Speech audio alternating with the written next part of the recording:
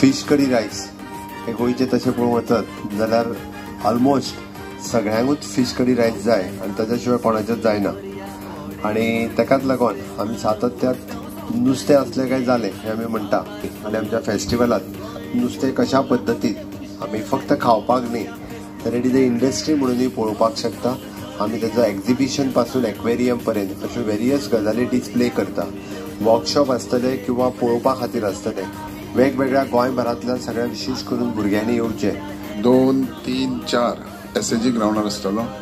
Fish gallery आसतली, fish pond आसतले, food court आसतलो, एंटरटेनमेंट आसतले. त्याच्या बरोबर मेन इम्पॉर्टंट म्हणजे वर्कशॉपां आसतली. कॉलेजच्या भुरग्यांकूय जाय जाल्यार अटेंड करपाची. 100 live fish will be on display, sir.